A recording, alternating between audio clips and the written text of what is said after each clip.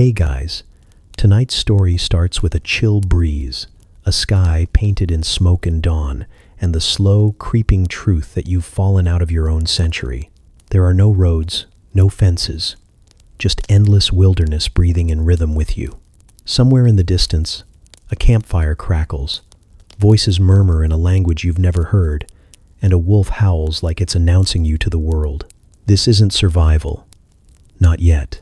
It's arrival, and history is waiting to see what you'll do next. But before you get too cozy, take a second to gently tap that new hype button YouTube just added. It really does help little guys like me push through the algorithm. And be sure to like the video and subscribe, but only if you genuinely enjoy this strange little corner of quiet storytelling. Drop a comment with where you're listening from and what time it is for you.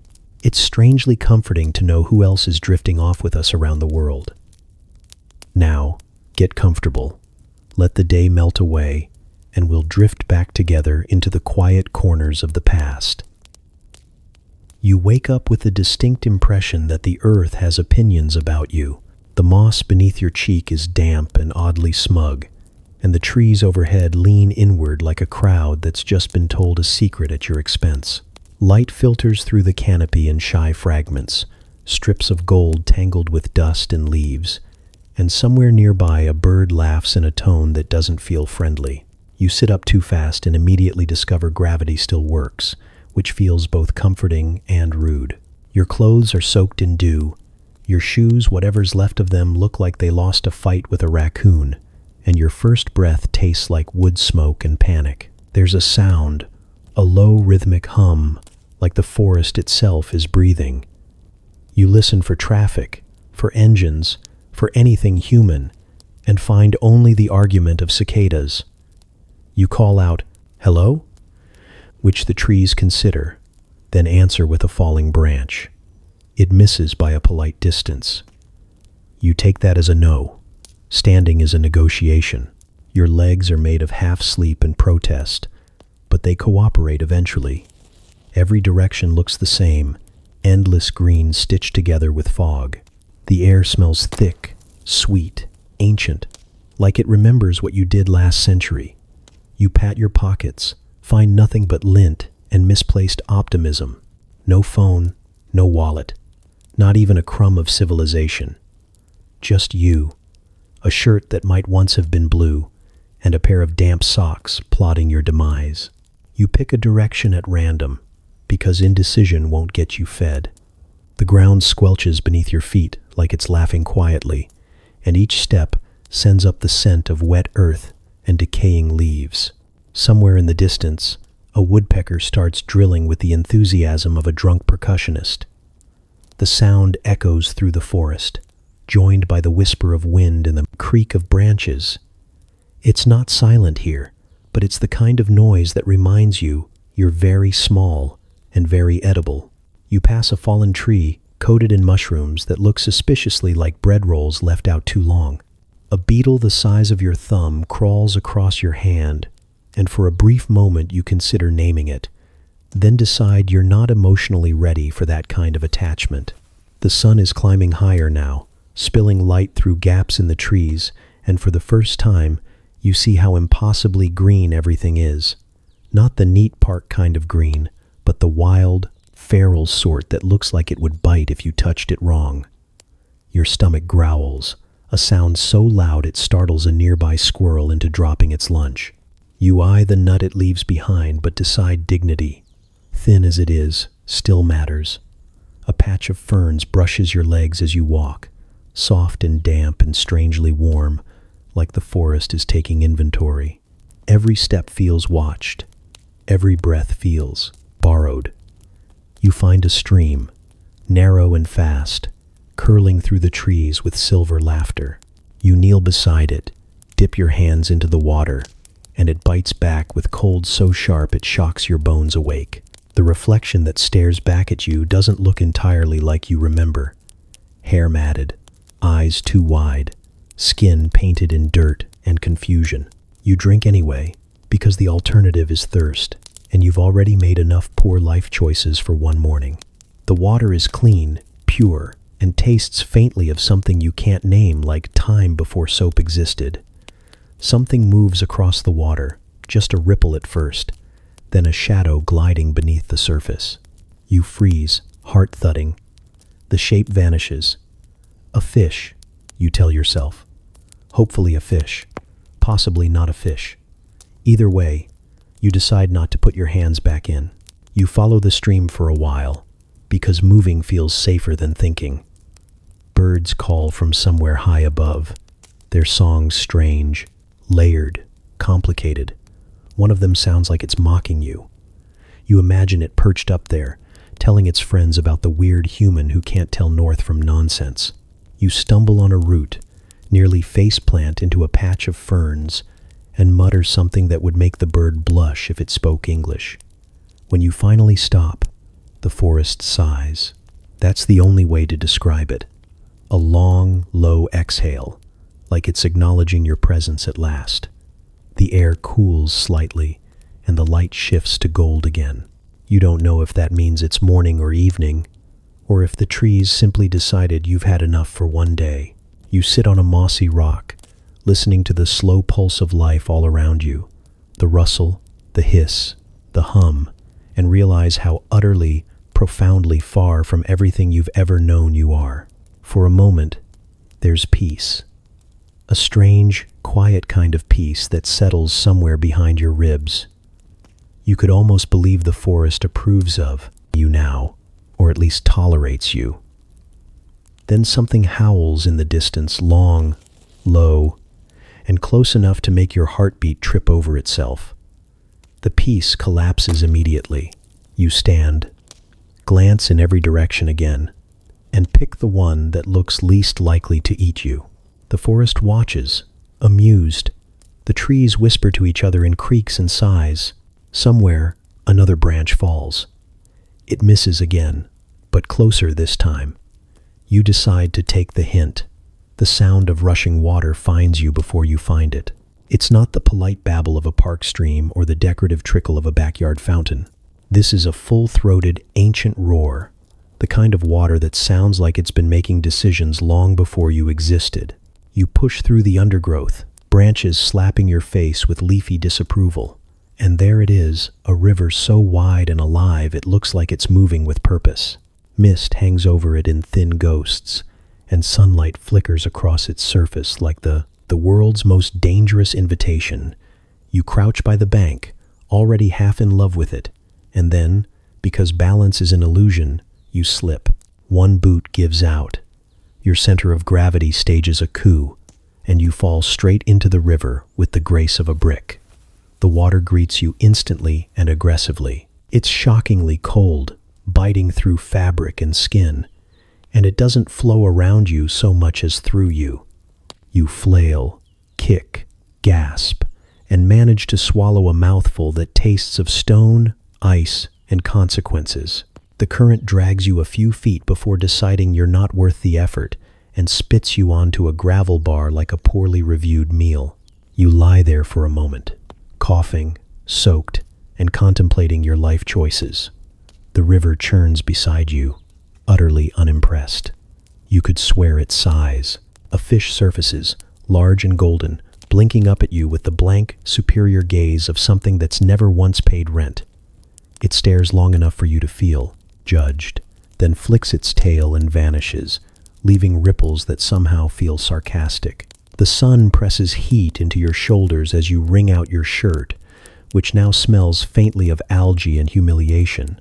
Your hands tremble from cold, or maybe from the realization that you've officially crossed the line from lost to chronically unprepared. Still, you can't help staring at the river. It's alive in a way no modern water ever seems to be. Loud, unpredictable, unapologetically itself. It doesn't hum for hydroelectric dams or flow politely around highways. It just exists, and that feels oddly personal. You kneel again, more careful this time, and scoop up a handful. The water slides through your fingers like glass that forgot to solidify. You drink, ignoring every survivalist documentary you've ever half-watched. It's cold, painfully pure, and somehow bitter, like it knows you're not supposed to be here. You take another sip anyway, because thirst is louder than reason. Somewhere, a bird calls, sharp and distant, as if to say, mistake number one. The world around you hums with motion. Dragonflies flicker across the surface like fragments of green glass. A heron lands upriver, folding its wings with the self-importance of royalty. You watch, hoping for a sign, maybe food, maybe direction, and instead get an audience. A raccoon emerges from the reeds, stares directly at you, and begins washing its hands in the water with exaggerated care, as if to demonstrate how it's supposed to be done. You tell it you're doing your best. It doesn't look convinced. Your stomach growls again, an unhappy reminder that hydration isn't dinner. You consider the possibility of catching a fish, then remember you don't have a hook, net, or competence. You try splashing at a shadow near the edge, and the fish respond by vanishing instantly, leaving you with a wet arm and an inflated sense of futility. The river gurgles, a sound you're pretty sure translates to laughter. You follow the current downstream, barefoot now, because your shoes are heavy with river and regret's lesser cousin, poor timing. The pebbles bruise your soles, but the air is soft and cool, scented with water, mint, and mud. You start to feel something close to calm until you hear the low rush of rapids ahead. The sound deepens, gathering weight, and the path narrows into a channel where the water folds over itself in white curls. It's beautiful, hypnotic, and entirely uninterested in your survival.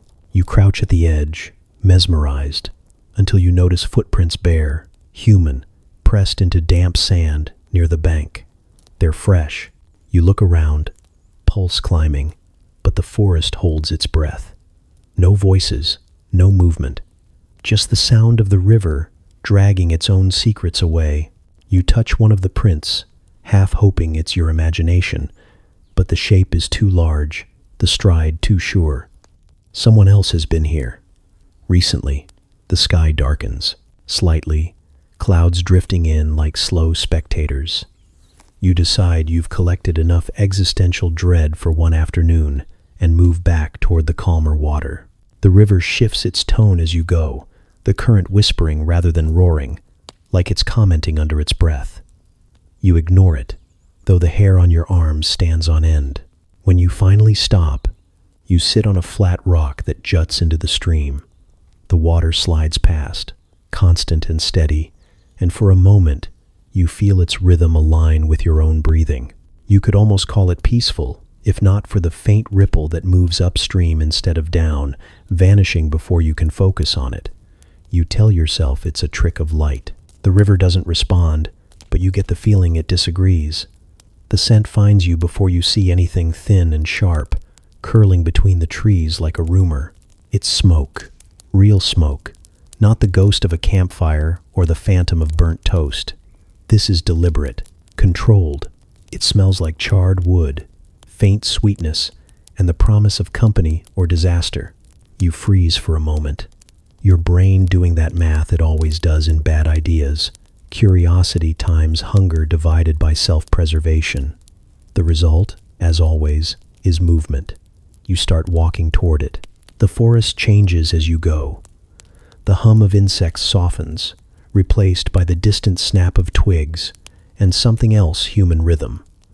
Not the chaotic noise of a city, but a pattern, footsteps maybe, or the steady strike of wood against wood. You slow down, partly because stealth feels important, partly because tripping over another root would ruin the mystique. Your stomach makes a sound like a trapped animal, and you glare down at it as if that'll help. It doesn't. As the air thickens with smoke, you picture all the possible outcomes. Best case, kind strangers who feed you something warm. Worst case, you're the something warm. You try to convince yourself it's the former, because denial is a valid coping mechanism when you're alone in the 15th century. The trees grow thinner now, the underbrush fading into open ground. You crouch low, which feels ridiculous since you're wearing modern fabric that probably gleams like alien skin in the sunlight. Still, You inch forward, branches scratching your arms, until you spot movement through the haze. There's a fire ringed with stones, flames licking upward in calm rhythm. Around it, figures move with purpose, tall, steady, dressed in hides and woven cloth that blends perfectly into the landscape. One of them stirs something in a pot. Another tends to a bundle of sticks that might be traps or weapons. None of them seem surprised by the wilderness. You're the only element that doesn't belong here. You lean closer for a better look, and that's when your knee finds the loudest stick in North America. The crack echoes through the trees like a gunshot. Every head turns at once. You freeze, mouth open, some primitive instinct telling you that if you stay perfectly still, you'll become invisible. It doesn't work. One of them rises, spear in hand, and calls out something you can't understand. The tone is calm but firm. The universal sound of, "We see you. Stop pretending you're not there." You stand slowly, both hands raised, face arranged into the friendliest expression panic can manage. Your voice decides to squeak on the first word, because betrayal is a theme today. "Hi," you manage, as though that will bridge centuries of cultural difference. The group doesn't move closer yet. They study you with the focus of people who've seen strange things before, but maybe never one quite this pathetic. One of them, a woman, judging by her posture and the authority in her stance, says something to the others. A few step back, but her eyes stay locked on you. She gestures, slow and deliberate, pointing to herself, then to you, then to the ground. "Sit." You get that much. You nod too quickly, tripping on the air as you lower yourself onto the dirt. She approaches, spear still at her side, but her expression isn't cruel. It's curious, measured, like she's deciding whether you're a threat or just lost beyond repair. She says something again, softer this time, and though the words mean nothing, the tone feels almost gentle. You shake your head and mutter, "I don't understand," because obviously she doesn't speak English yet. The realization hits hard. No shortcuts, no translators, no polite small talk. Just two people separated by 5 centuries and a very different idea of normal. She points to the fire, then to your soaked shirt, then back to the fire. The message is clear. You look cold, idiot. You shuffle closer, hands out, grateful and awkward. The heat bites your skin at first, then sinks in, drawing out the chill that's been clinging to you since the river. She watches the steam rise from your sleeves, then glances at your shoes, like they personally offend her. You consider taking them off, but decide humiliation has its limits. The others start murmuring quietly, glancing between you and each other, their voices rising and falling like waves. You catch no words, just tones, some curious, some skeptical. One of the children, bold in the way only children and fools are, edges closer to poke at your sleeve. The fabric fascinates him. You offer a weak smile. He grins back, revealing teeth far too confident for someone who could probably out-hunt you by age 10. The woman finally sits across from you, still wary but calmer now. The fire pops between you, a single spark drifting up and vanishing into the blue. For a few heartbeats, nobody speaks. Only the forest does, whispering in wind and wood smoke. You think, absurdly, that this is the closest you've ever been to history, close enough to smell it, close enough to know it's not a story. Then she says something else, a phrase that sounds like a question. You have no idea what it means, but you answer anyway, because silence feels dangerous. "Yeah," you say quietly. She raises one brow, clearly unconvinced, but lets it go. The fire crackles. The smoke shifts. And in that quiet, heavy air, you realize what the forest has been trying to tell you since you arrived. You're not alone anymore, and that's both the best and worst news you could get. The clearing opens like a secret that wasn't meant for you. The trees fall away to reveal a ring of huts built from bark and patience, smoke rising from low fires that smell of meat and something sweet you can't name. People move through the space with the rhythm of a song you don't know the words, to graceful, efficient, unbothered by your existence. They talk softly, laugh easily, and every gesture carries a meaning you can't decipher. You stand there at the edge, half hidden by a branch, convinced you've just walked into a painting that might eat you if you stare too long. The first person who sees you freezes mid-step. A woman carrying a bundle of sticks stops and tilts her head, eyes narrowing with the kind of calm that usually comes before action. You think about smiling, but your mouth is suddenly dry and confused about how that works. More heads turn, one by one, like flowers tracking the wrong kind of sunlight. The laughter fades. The stillness that replaces it is heavy enough to feel on your skin. You realize you are holding your breath, and that even your heartbeat sounds guilty. Someone calls out, a short phrase that carries authority. Within seconds, 3 men appear from behind one of the huts. They move like they've practiced this before, silent, steady, each holding a spear that looks handmade but disturbingly competent. You raise your hands again, because apparently that's your thing now. Hi, you say, because words are all you have, and unfortunately, none of them are useful. They don't answer. The woman gestures, and you're guided gently but unmistakably toward the center of the clearing. Every eye follows you. Children peek from behind their mothers, whispering. The air smells of smoke, cooked roots, and something animal. You try not to step on anything important, which is difficult when you don't know the rules. At the center stands an older man, hair streaked with silver, face carved with years of wind and sun. He studies you without fear or welcome, just quiet assessment, like he's deciding whether you're real. When he speaks, the words rise and fall like a story, and you can only catch the cadence, not the meaning. You shake your head, gesture helplessly, point to yourself. Lost, you say. I'm lost. You feel ridiculous saying it because, of course you are. Lost isn't even a strong enough word anymore. A murmur ripples through the crowd. Someone laughs softly, not unkindly. The older man lifts a hand, and the sound fades. Then he nods once, almost imperceptibly.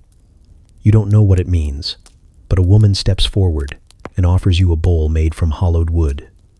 Inside is a thick stew that smells like survival. You hesitate, then take it, because turning down food in a prehistoric forest seems like an excellent way to die faster. You eat slowly, aware of every eye on you. The taste is smoky, earthy, strange. There's meat, root vegetables, maybe bark. It's incredible. You nod your thanks, trying to express gratitude through chewing. The woman smiles, just a flicker. And for the first time since you arrived, something in your chest unclenches. As the sun lowers, the clearing softens again. The tension eases. People return to their tasks, though you can still feel their glances, curious but no longer sharp. You sit by the fire, bowl empty, hands warm, body exhausted. The man with the silver hair watches you once more, then says something quietly to the others. You don't understand, but the tone is simple. Acceptance, maybe, or warning. When darkness falls, someone drapes a fur over your shoulders. It smells like smoke and safety. The laughter starts again somewhere nearby, quiet at first, then rising into the rhythm of life continuing. You sit there, the foreigner in the middle of a story that isn't yours, and realize you've been noticed by history itself. And history, apparently, has very mixed feelings about you. Morning arrives with the sound of crackling fire and soft conversation. You wake under a fur that smells like wet dog and pine sap, blinking at smoke trails rising through a gap in the roof. The air is cold enough to make your breath visible, and for one long moment, you have no idea where you are. Then the ache in your legs, the damp heaviness in your clothes, and the faint memory of being stared at by an entire village return all at once. Right. You've somehow survived the night. That feels like progress. Outside, people are already working, carrying wood, weaving reeds, sharpening tools. The movements are fluid, practiced, like a dance choreographed by necessity. You stand awkwardly near the doorway, trying not to look like a threat, which is easy because you look like a wet laundry pile. Someone notices you and calls out, a short word that sounds both friendly and commanding. You hesitate, then walk toward them, hands visible, heart pretending to be calm. They hand you a wooden bowl filled with something thick and steaming. You stare into it like it might contain the secret to time travel. It smells like burnt pine needles and mystery meat. The man gestures for you to eat, so you take a cautious sip. The flavor hits hard.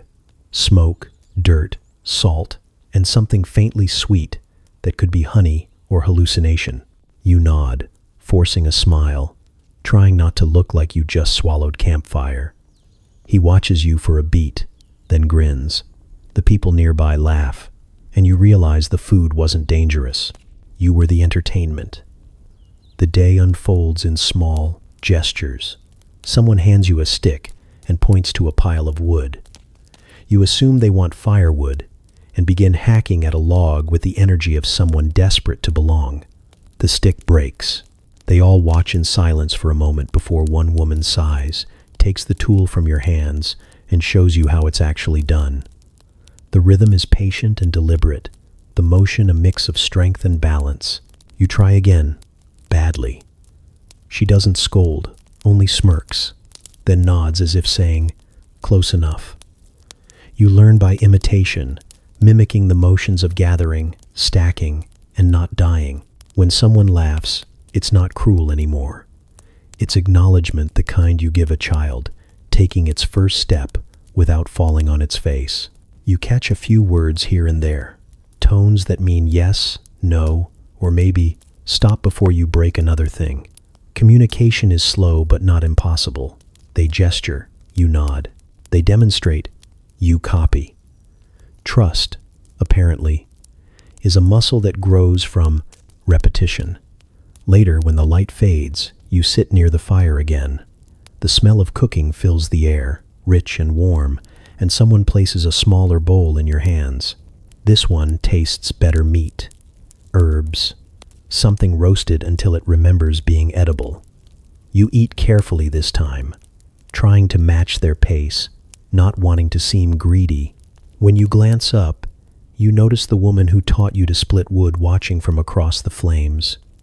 She doesn't smile, not exactly, but her eyes soften. That feels like a victory. A man begins to tell a story, voice rising and falling like a song. You don't understand the words, but the cadence carries emotion, humor, suspense, the communal pull of shared memory. The others laugh at the right moments, their faces bright in the firelight. You catch yourself smiling too, the warmth creeping through your chest in a way the food couldn't. When the story ends, someone passes you a carved cup of something sharp that burns on the way down. You cough, sputter, and nearly spill it. The laughter this time is open, genuine. The old man beside you claps your shoulder and says something that probably translates to lightweight. You grin, dizzy but safe, surrounded by people who have every reason not to trust you but are trying anyway. Later, lying beneath the fur again, you stare up at the ceiling smoke, drifting into the night, and realize how quiet the forest sounds now. Not empty, just calm, as if it's exhaled. Trust, you think, isn't something you earn here by words or promises. It's built one awkward meal, one shared fire, one small mistake at a time. The morning starts with ambition, which is always dangerous. You decide it's time to contribute, to prove you're more than the strange, damp creature who eats their food and stares too long at trees. People are gathering wood near the edge of the clearing, and you march over, chest puffed with purpose, ready to help. Within minutes, you've learned that logs in 1490 do not follow the same rules as logs in your world. They are heavier, slipperier, and apparently resentful. You bend, lift, slip, and create what can only be described as interpretive dance. The woman beside you pauses mid-swing, watching as you nearly drop a branch on your own foot. Her face does not move, but her eyes scream, "Why is this happening?" You try again, manage to lift one, and triumphantly add it to the pile. It immediately rolls off and hits another person. There's a collective silence, the kind that stretches just long enough for shame to bloom. Then someone laughs a sharp, surprised bark that catches like wildfire. Within seconds, the whole group joins in. You stand there, blushing hard enough to generate warmth, while they laugh until tears form. Even the old man who never smiles cracks a grin. You bow dramatically, because if humiliation's inevitable, you might as well pretend it's performance art. After that, you're gently escorted away from the important work and handed a task that even you can't ruin: fire tending. The woman who laughed first, tall, calm, with a face carved from quiet humor, squats beside the ashes and points to the embers. She hands you a bundle of dry grass, then 2 stones, and gestures for you to watch. The rhythm of her hands is hypnotic. Sparks jump, catch, and bloom into flame like it was always meant to be. She glances up, eyes bright with pride, and nods for you to try. You crouch beside her, mimic the motion, and immediately discover you're less of a spark and more of a smudge. The stones clack uselessly. You try again. Nothing. Sweat collects at your temples. She watches, patient but amused. When a faint spark finally appears, you nearly shout in triumph, then overfeed it, and it leaps straight onto your sleeve. For one glorious second, you are fire itself. Then you are panic. You wave your arm wildly until she snatches a hide from the ground and smothers it, muttering something. That sounds like a prayer or a complaint. When the smoke clears, you're left with a singed sleeve, one intact arm, and a chorus of muffled laughter from the group. She shakes her head, a half smile tugging at her lips, and says something short, melodic. You can't understand the words, but the meaning lands easily enough. Almost. You sit back, humbled but oddly proud. The fire crackles between you, steady and alive, and for a fleeting moment, you feel the strange satisfaction of being included, even if only as the village's designated disaster. The woman passes you a small piece of roasted root as consolation. It tastes smoky, sweet, and exactly like progress. Night in the clearing is louder than day ever dares to be.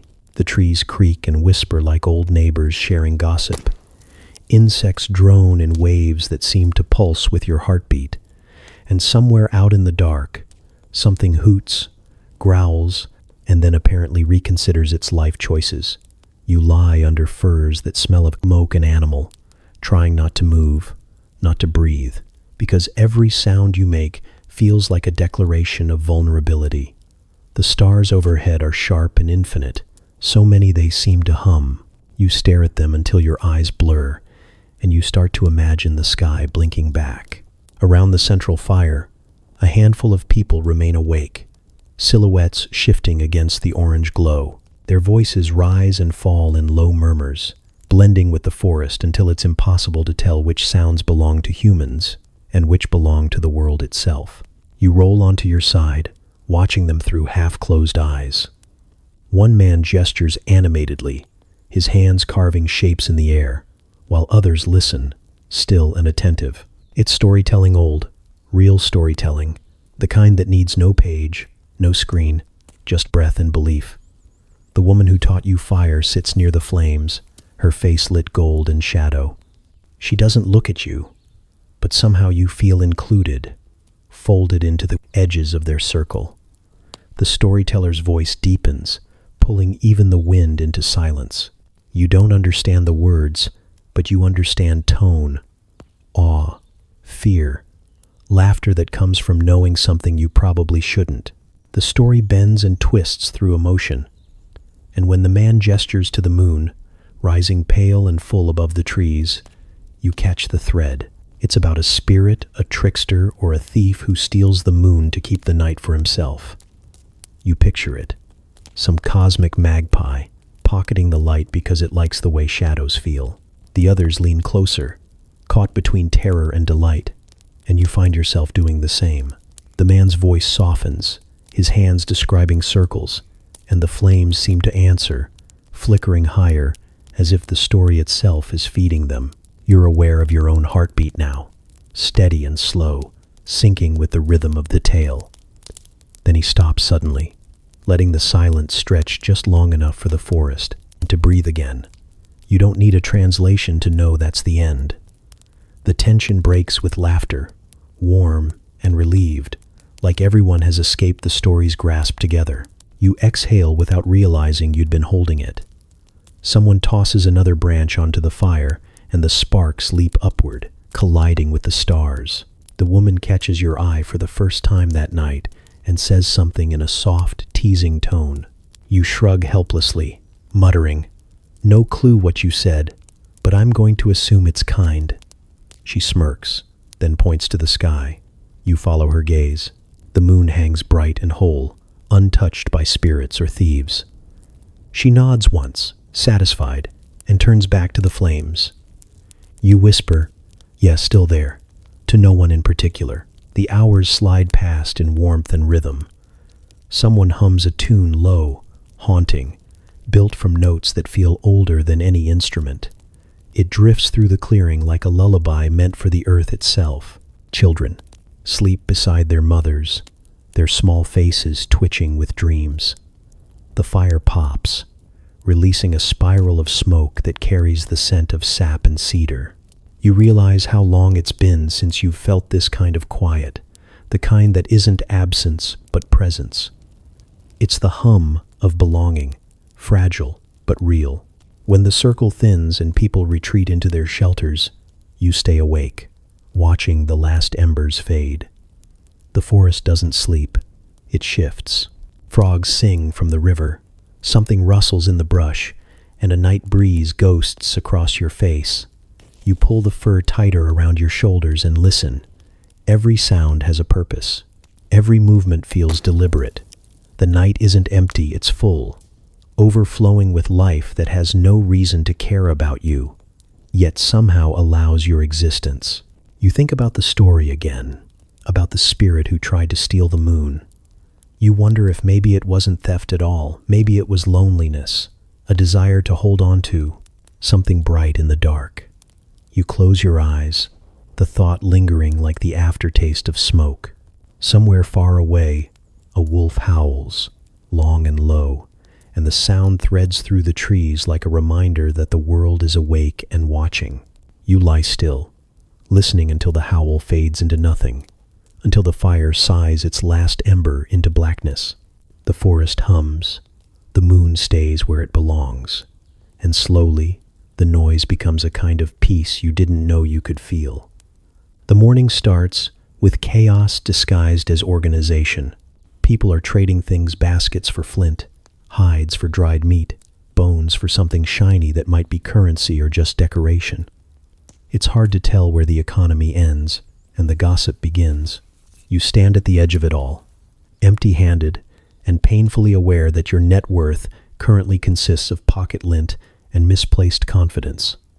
Then you remember your jacket, specifically the zipper. You tug it down halfway, and the metallic rasp catches attention like a bird call. A few heads turn.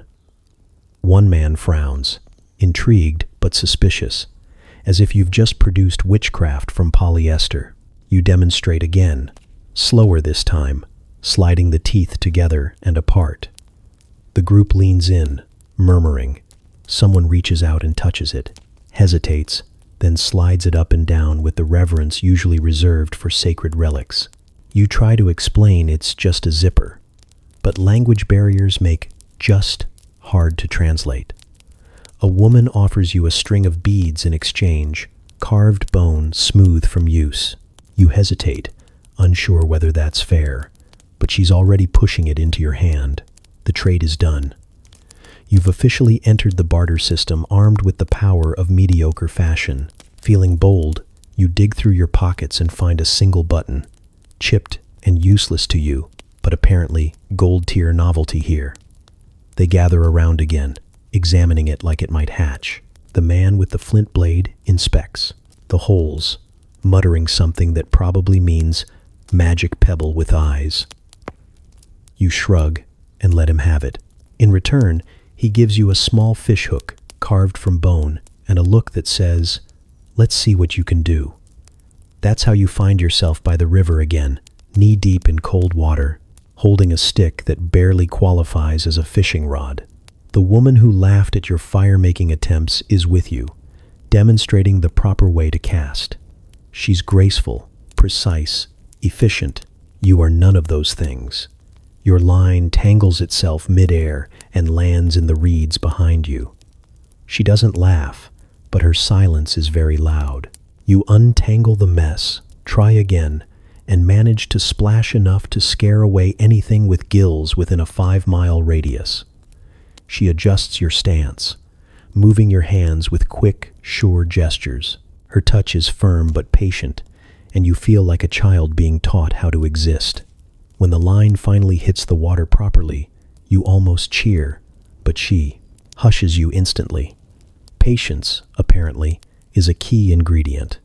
The river slides past, indifferent to your effort, and you begin to understand why fishing is both meditation and madness. Minutes stretch.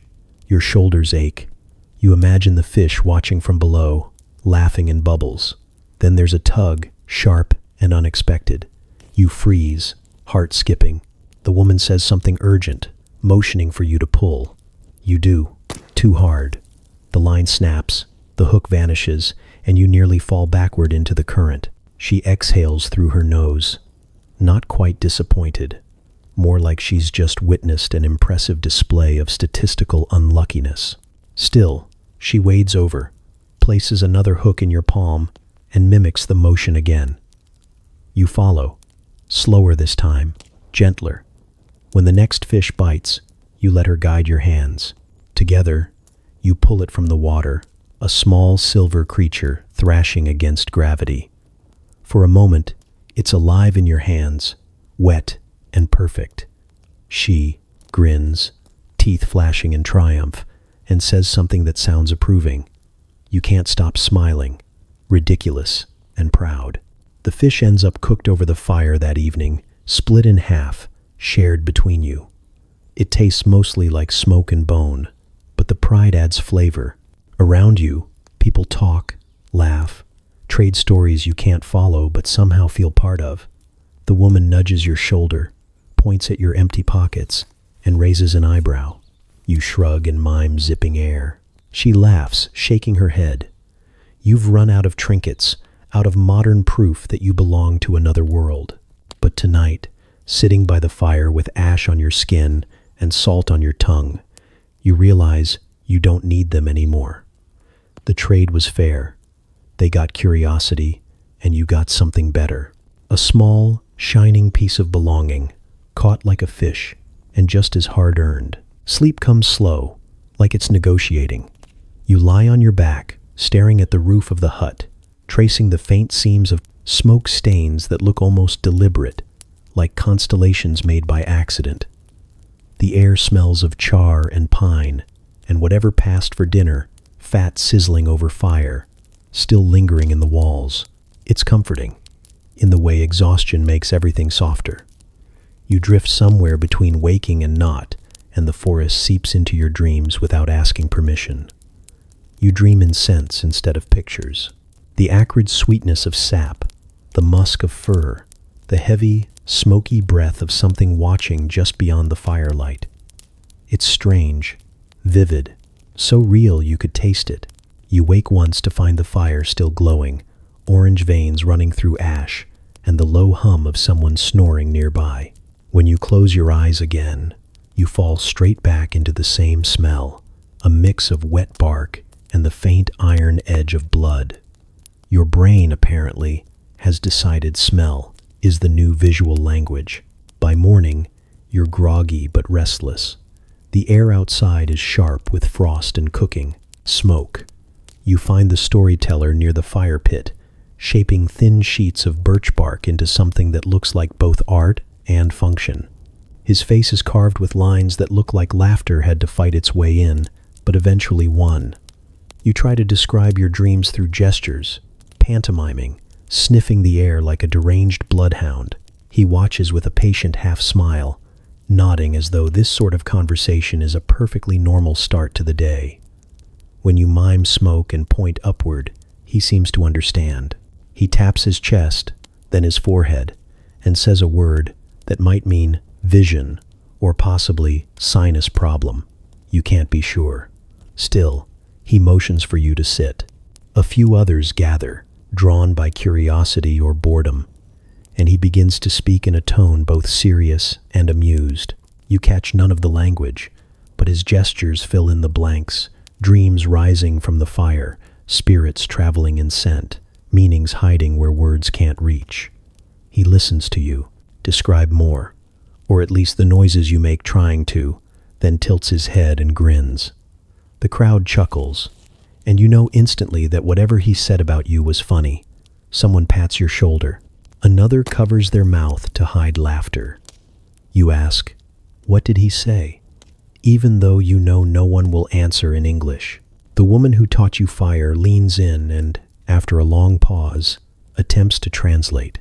Her accent is thick, the words halting, but you catch enough.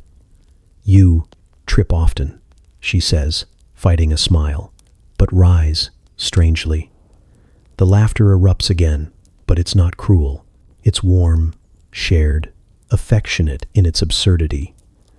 You can't help but laugh, too, because honestly, that might be the most accurate description of your entire existence so far. You mime tripping, then standing again with exaggerated triumph, which earns another round of laughter. The storyteller slaps his knee, grinning wide enough to show teeth, and mutters something approving.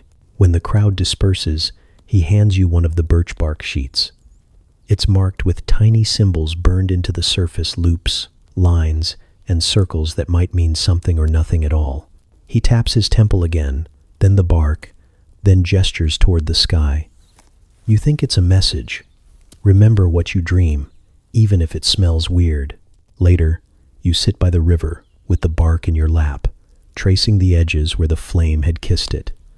The smell of smoke clings to your fingers, the same scent from your dream. The air tastes cleaner here, the kind of cold that makes the world feel newly washed. You breathe deep, and for a moment, it's like the forest exhales with you. You don't know if dreams here mean something more than the restless filing cabinet of the mind, but the thought lingers. Maybe it's not about prophecy or messages. Maybe it's about being seen by the land, the people, even your own unsteady reflection in the river. The storyteller's words echo, translated poorly, but perfect anyway. Trip often, rise strangely. You smile to yourself. That, you think, is a story you might actually be able to tell someday. The day starts with laughter, which is usually a bad sign. You wake to find half the camp gathered near the fire, eyes glinting with the kind of anticipation usually reserved for someone else's humiliation. The woman who taught you fire gestures for you to join, and when you do, she says something short and bright that makes the crowd chuckle. You can't tell if she's being kind or preparing you for public embarrassment, which, given the pattern of your life lately, feels like a 50-50 split. The storyteller, the same man who interpreted your dream smells, stands in the center. He holds a stick, carved with patterns you suspect aren't decorative, but you pretend to admire them anyway, nodding solemnly like you understand. He points at you, then says a word that sounds like thunder and laughter colliding. The crowd repeats it, rhythm building, and you realize you're the subject. You look around for context. None arrives. Then one of the hunters, steps forward and mimics you walking, exaggerated, loose-limbed, head tilted skyward. He bumps into a tree with a satisfying thump, staggers back, and groans dramatically. The crowd erupts. Even the old man who rarely speaks is smiling, his eyes bright with mischief. You sigh because, of course, this is your legacy now. You remember the exact incident they're reenacting. 2 days ago, trying to carry firewood and wave off mosquitoes, you'd managed to collide with a pine so wide you couldn't even pretend it moved into your path. The noise had drawn attention from half the clearing. Apparently, it had drawn inspiration too.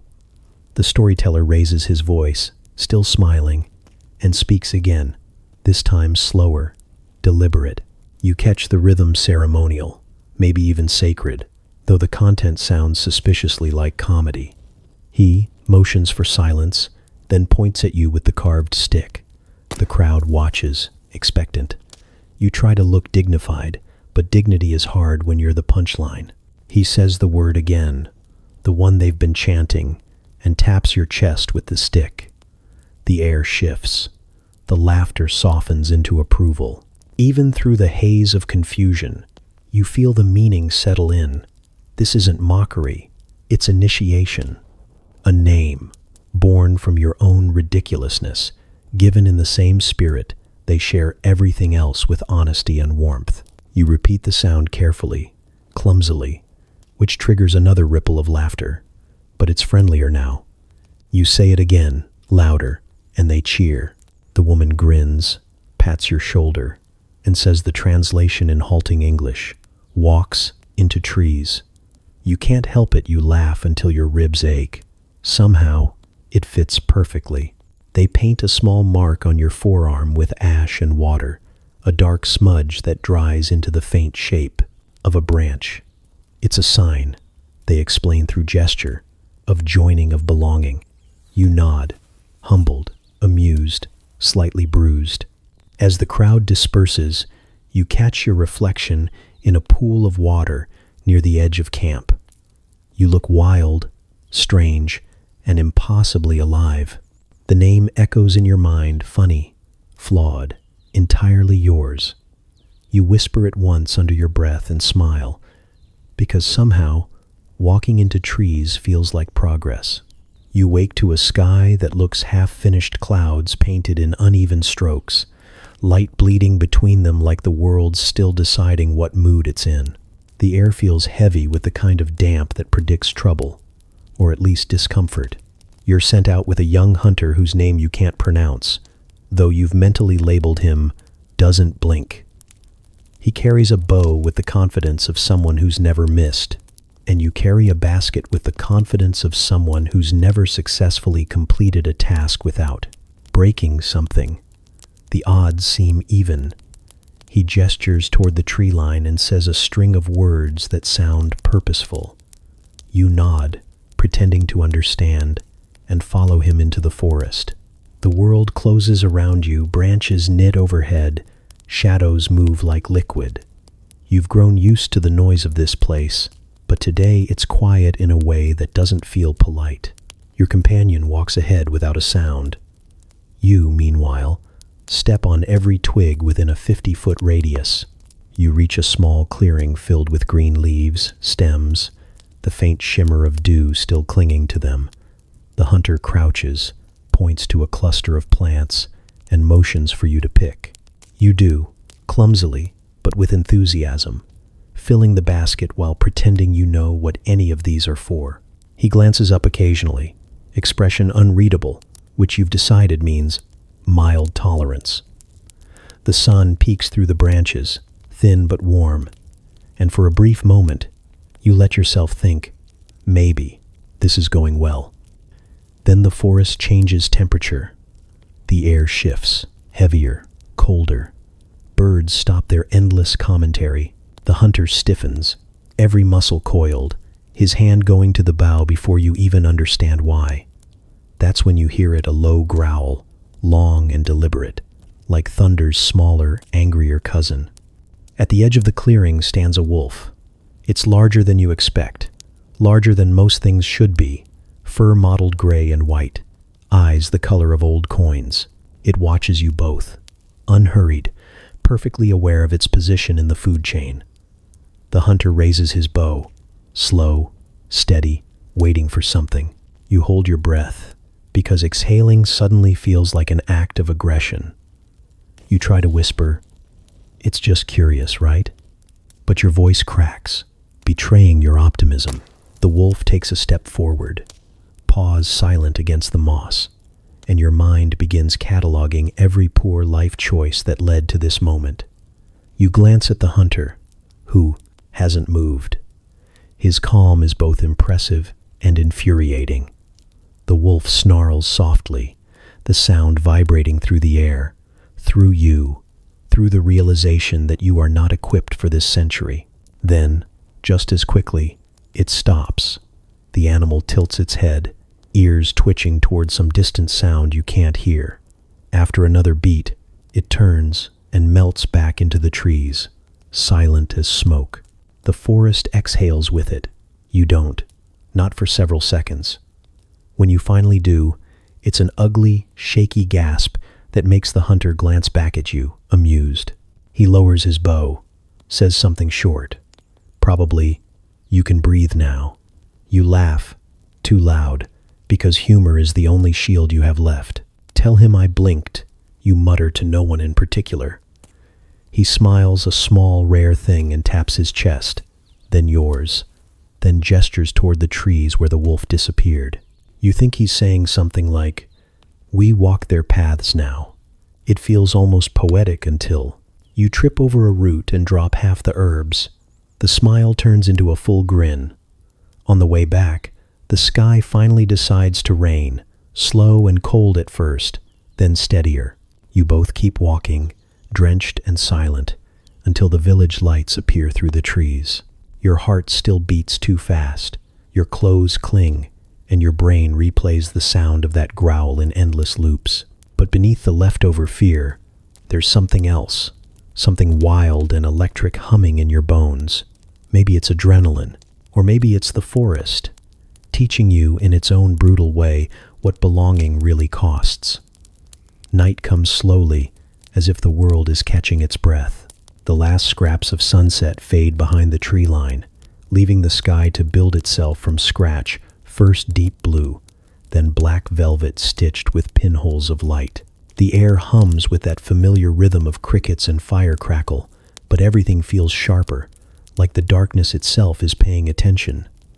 You sit by the dying fire, wrapped in a hide that still smells faintly of rain and wood smoke, trying to shake the chill that sneaks into your bones whenever the wind shifts. The storyteller sits across from you, tracing lines in the dirt with a stick, his voice low and patient.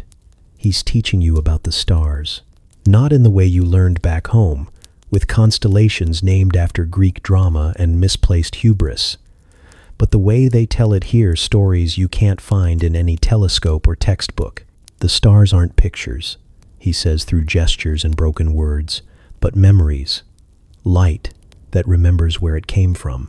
You watch his hand move, connecting invisible points, and try to follow the path. You fail spectacularly. He laughs softly, not unkindly, and tilts your chin toward the sky. You squint, trying to see what he sees. The stars look the same as they always have, bright, indifferent, eternal. But then he starts to hum, a low, rhythmic sound that threads through the night air, and slowly you begin to notice something. The stars don't just sit there, they pulse. They shimmer in patterns that feel deliberate, almost conversational. One blinks out behind a wisp of cloud and reappears like punctuation. It's not speech, exactly, but it's close. You point upward, naming one with the confidence of a child naming clouds. "That one," you say, "looks like something important." He nods, pleased with your useless contribution, and says a word that might mean yes or obvious. He draws a wide arc with his hand and taps his chest. You think he's saying it's part of him, part of everyone. You stare longer, letting the idea sink in that every flicker above is a story mid-sentence, still being written across centuries of sky. The fire sputters behind you, sending sparks spiraling up to join the stars, and for a second, you can't tell where the flame ends and the cosmos begins. The villagers murmur softly nearby, voices blending with the whisper of wind through the trees. Someone laughs, low and distant. The world feels vast, endless, but somehow close enough to touch. You lie back on the grass, the cold pressing through your clothes, and the sky fills your vision until everything else disappears. The storyteller joins you, still humming. He raises his hand and begins naming the lights, one by one. His voice is reverent, steady. You don't understand the words, but the rhythm tells you enough. These stars aren't gods or myths. They're markers, reminders of where people have walked, what they've built, what they've lost. You imagine generations sitting just like this, watching the same sky, passing down directions not just for land, but for memory. It hits you all at once how small you are and how strangely comforting that feels. You think about home, about the city lights that drowned out all of this, how you used to look up and see nothing but the glow of your own distractions. Here, the dark doesn't hide the stars, it reveals them. The silence doesn't feel empty, it feels full, like the earth itself is listening. You realize you've been holding your breath again, so you let it go, watching it rise in a faint mist that disappears into the night. The storyteller stops humming and gestures for you to mimic him. You hum, off-key and awkward, but he doesn't laugh. He listens, nodding slowly, then joins in until your mismatched tones blend into something almost pleasant. The stars above seem to shimmer brighter, or maybe your eyes are just wet from smoke or wonder you can't tell anymore. When the song fades, he speaks one more word, soft and deliberate, pointing first to the sky, then to you. You don't need a translation. You know what he means.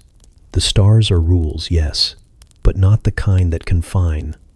They're reminders to look up, to remember, to keep moving even when the map makes no sense. You lie there, long after he's gone, tracing your own invisible shapes between the stars. They don't spell your name or your story, not yet, but they're patient. The sky always is. It waits, endless and quiet, for you to learn how to read it properly. The first snow arrives without ceremony. One moment the world is only gray and damp, the next it's full of ghosts falling from the sky. You watch the flakes drift through the air, slow and silent, like ash that smells clean instead of burnt. The children laugh, chasing them with open mouths, but the adults move faster, quieter. They don't look up at the sky with wonder. They look down at the ground with calculation. That's how you know this isn't decoration, it's warning. By morning, the forest is unrecognizable. What used to be paths are now smooth, endless blankets of white, deceptive in their softness. The air bites at your nose until it stings, and every breath feels like swallowing glass. Fires take longer to start, and when they do, they burn greedy, devouring every scrap of wood, as if they, too, know what's coming. You help carry logs back to camp, hands stiff and clumsy, and when you finally sit near the fire, the heat barely touches you. It's a cruel trick of winter. It teaches you that warmth can exist inches away and still not belong to you. Food changes first. The meals grow thinner, the bowls lighter. The laughter that usually fills the nights dulls to a murmur. You've stopped asking what kind of meat is in the stew. Now you just pray there's any at all. The hunters leave before dawn and return at dusk, faces carved from exhaustion and frost. Sometimes they bring back rabbits. Sometimes they bring back nothing. You start measuring time not in hours, but in footsteps between hunger and fire. One morning, you wake to find the world buried deeper.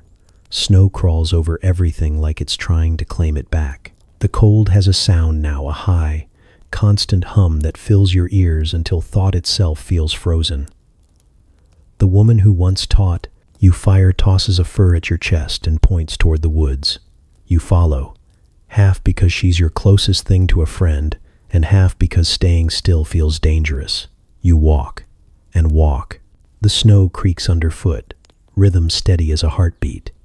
Each exhale turns to mist that floats away before you can see where it goes. The cold wraps around your legs, your fingers, your thoughts. She says something in her language, short, sharp, almost rhythmic, and you realize she's not talking to you. She's speaking to the cold, or maybe against it. You try repeating the sounds under your breath, fumbling them, turning prayer into parody. She glances over, hides a smile, and keeps walking. The forest is a maze of white and silence. Everything feels slower here, like time itself is shivering. You stumble once, twice, maybe 3 times. It's hard to keep track when every part of your body protests motion. She doesn't stop to help, just gestures for you to keep moving. The rule is simple. Stop, and the cold wins. You start to understand that walking isn't travel here. It's defiance. Hours pass, though they feel like days. You learn the art of small victories, keeping your breath steady, keeping your hands moving, not collapsing when your knees beg for it. When you finally stop, it's not by choice, but necessity. She kneels, brushes away snow to reveal a hollow space lined with greenish moss. A cache. Inside are roots, dried berries, a piece of smoked meat so small it looks like hope rationed. She divides it without hesitation, handing you half. It tastes like smoke and salt and mercy. The walk back feels shorter, maybe because you're lighter, or maybe because you've run out of fear to carry. The wind rises, sharp and wild, howling through the trees like something alive. You pull your fur tighter and keep pace. Every step feels deliberate now, a kind of prayer carved into the snow. The rhythm of it settles deep in your chest. Step, breathe, step, breathe. It's not survival anymore. It's conversation. When you reach camp, the others are gathered around a low fire, faces illuminated by the soft, trembling light.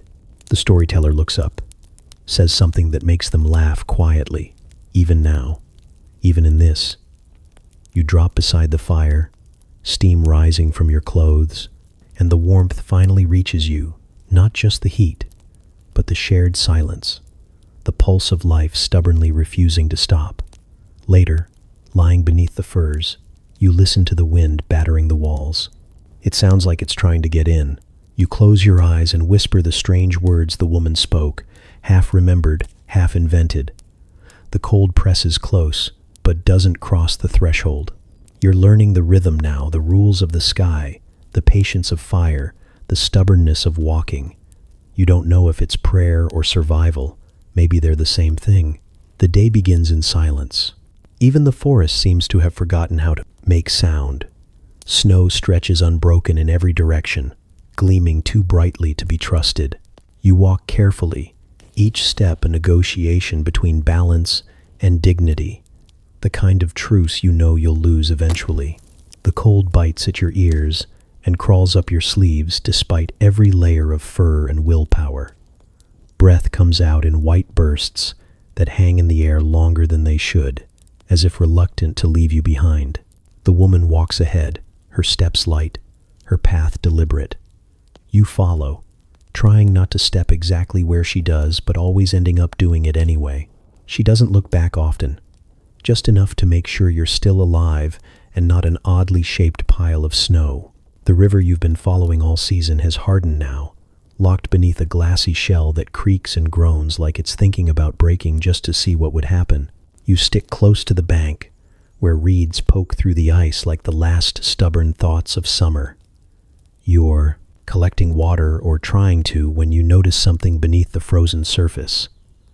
At first, it looks like a trick of light, the kind that plays games with your peripheral vision when you're too cold to blink. But then you crouch, scrape away a thin layer of frost, and see it clearly.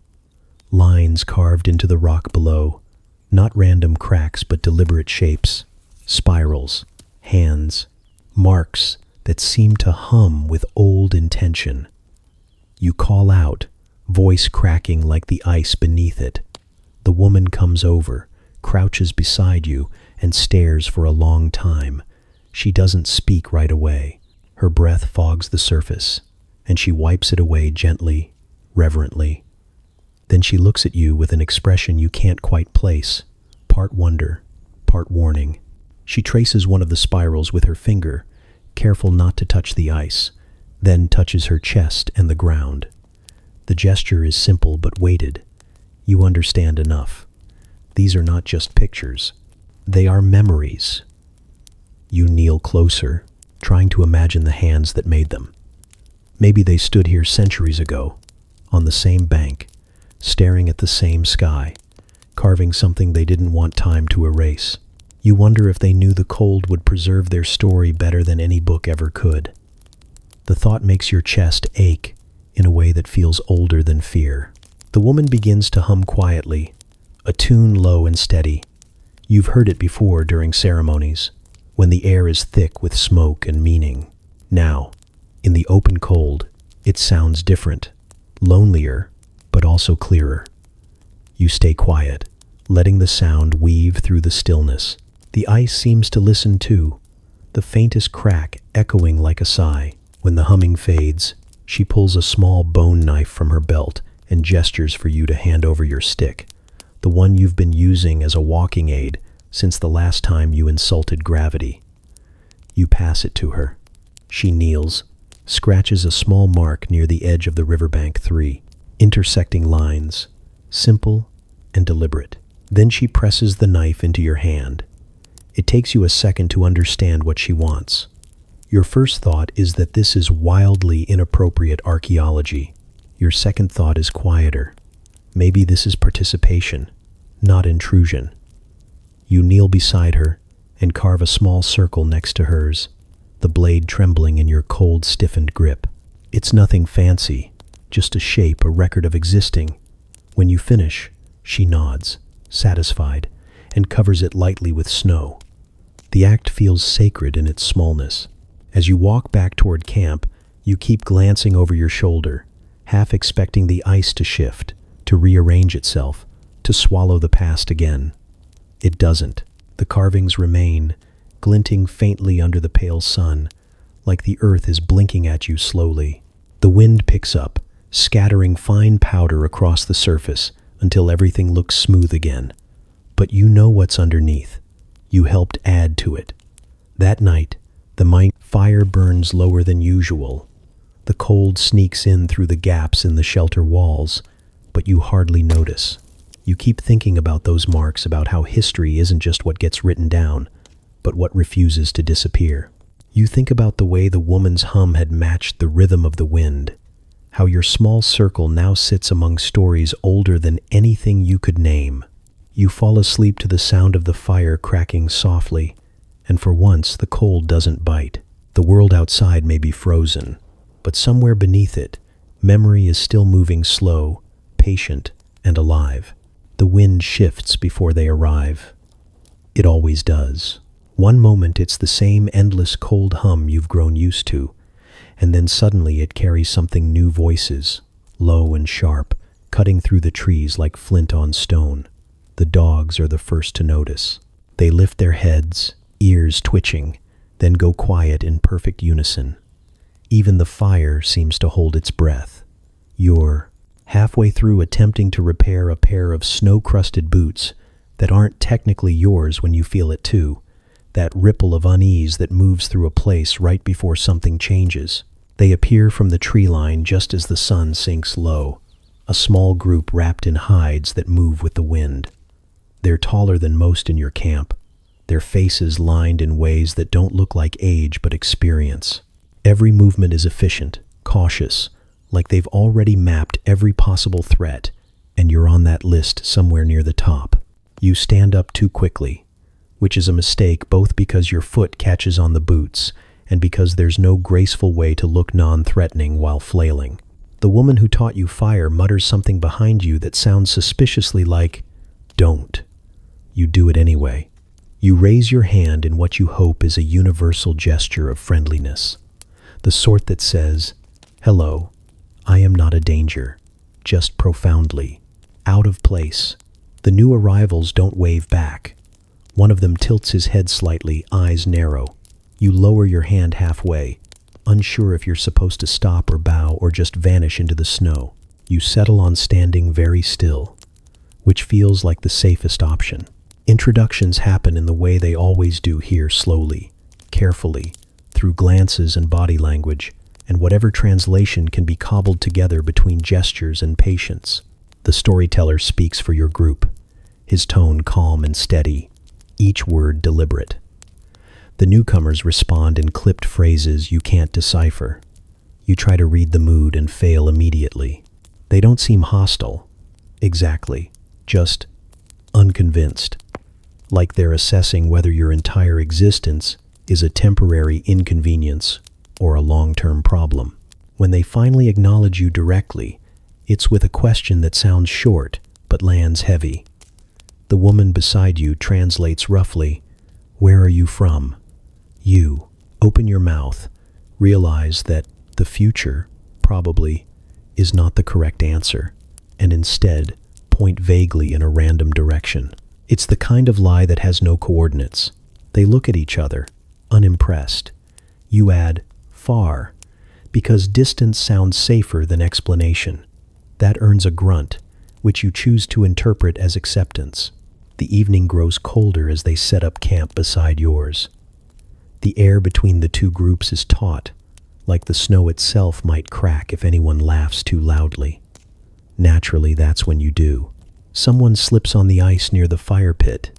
Nothing serious, just a quick, dramatic flail, and you let out an involuntary snort before you can stop it. The sound cuts through the quiet like an arrow. Every head turns. You freeze, halfway between apology and suffocation. Then, unexpectedly, one of the newcomers chuckles. Just once, a small sound that's quickly swallowed by the wind. The tension shifts slightly, no longer brittle, just wary. The others start to relax, shoulders lower, hands ease off knife handles. The hunter who's been watching you the whole time tosses something small toward you. A piece of dried meat, tough but edible. A peace offering, or maybe just an experiment. You catch it clumsily and nod in thanks, chewing like it's fine cuisine. He smirks, mutters something to his companion, and for the first time, it doesn't sound like suspicion. Later, as the fires burn low, you listen to the two groups trade stories in fragments of language and gesture. Laughter starts small but grows, layered with the rhythm of shared survival. You sit slightly apart, half part of it and half not, aware of how thin the line between belonging and intrusion can be.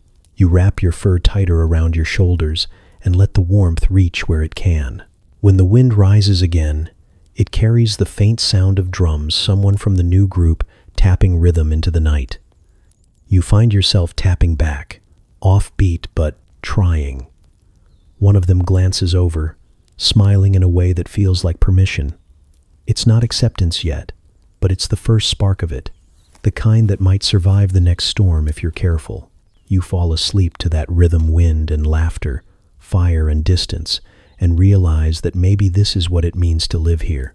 To stand between worlds, uninvited but still trying to listen closely enough to learn the language of survival. It starts as a sound, not a sight, a croak sharp enough to slice through wind and thought alike. You look up, squinting against the pale sky, and there it is, a raven, black against the gray, circling with the kind of deliberate laziness only confidence allows. It makes another call, louder this time, and you swear it's saying something. The woman beside you glances up, frowns, and mutters a word you don't know but have learned to interpret by tone alone. It means trouble, or maybe you again. The bird follows you for 3 days. Not closely, but persistently, always at the edge of your sight like an unpaid bill. You tell yourself it's coincidence, that birds exist everywhere, but even you can't miss the pattern. It perches near camp when you eat, lands ahead of you on the path when you walk, and sometimes, in the stillest moments, you hear it make a sound that feels just shy of laughter. The others notice too. They whisper when they think you're not listening, glancing at the bird and then at you like it's your fault for existing so appetizingly to the supernatural. When you finally ask what the bird means, the storyteller doesn't answer right away. He studies the raven for a long moment, the way one might look at a problem they'd hoped had already solved itself. Then he says, slowly, that ravens come for those who owe something, a debt, a promise, a piece of unfinished life. You try to explain that you don't owe anyone anything, except maybe a few library fines a few centuries from now, but that doesn't seem relevant. He only shrugs, as if to say that debt has its own way of keeping track. You decide to make peace. It's early morning when you set a piece of jerky on the snow and back away with exaggerated diplomacy. The raven hops forward, head cocked, eyes so dark they swallow reflection. It studies the offering, then studies you, and takes the jerky with a single, decisive motion. You feel triumphant for approximately 3 seconds until it swoops down again and snatches the knife from your belt. You shout, stumbling backward as it climbs effortlessly into the air, flashing black wings and smugness. The hunter who saw the whole thing laughs so hard he can barely stand. Between breaths, he manages to say something that sounds suspiciously like, "It chose wisely." The rest of the camp joins in, and now the story is everywhere before you can protest. You, the person who bartered with a spirit bird and came out in debt again, the woman who once taught you fire shakes, her head muttering under her breath, and presses a spare knife into your hand, smaller and duller, the kind of tool given to children or fools. You can't tell which she thinks you are. The raven returns the next morning, knife still clutched in its beak. It lands on a branch above the fire and stares down at you with impossible intelligence. You point at it, muttering, "That's mine," but it only tilts its head as if unimpressed by ownership. Then, in a single, smooth motion, it drops the knife into the snow at your feet and flies off without a sound. The others watch, whispering again. The storyteller grins and says, "It spoke twice." You ask what that means, and he only answers, "It's listening now." You stare after the bird, its shape shrinking into the pale horizon, and feel something shift small, strange, unexplainable. Maybe it's relief, maybe it's curiosity, or maybe it's the understanding that some debts don't ask for payment, only acknowledgement. The knife sits in the snow, blade catching a glint of weak sunlight. You pick it up, colder now, heavier somehow. That night, when the fire burns low and the stars blink between clouds, you think you hear the raven again. Not close, just far enough to be part of the wind. A double call, short, sharp, final. You can't tell if it's saying goodbye or keeping count. You lie back on your furs, staring into the dark, half smiling. Somewhere out there, a bird with your knife-shaped reflection in its memory has decided you're worth remembering too. Winter's grip loosens just enough for celebration to feel possible. The snow still lies thick across the clearing, but the air holds a strange gentleness tonight, as if the cold has agreed to stay outside the circle of firelight just this once. The villagers move with quiet excitement, arranging hides, stacking logs, preparing food that smells too rich to be real.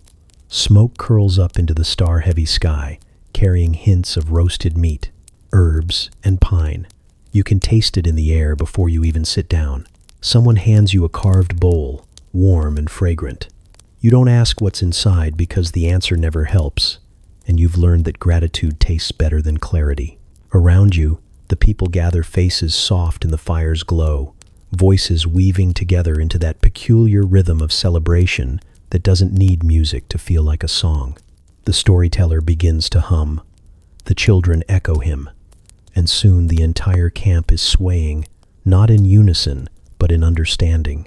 You eat slowly, trying not to seem overeager, though your stomach betrays you with an audible growl.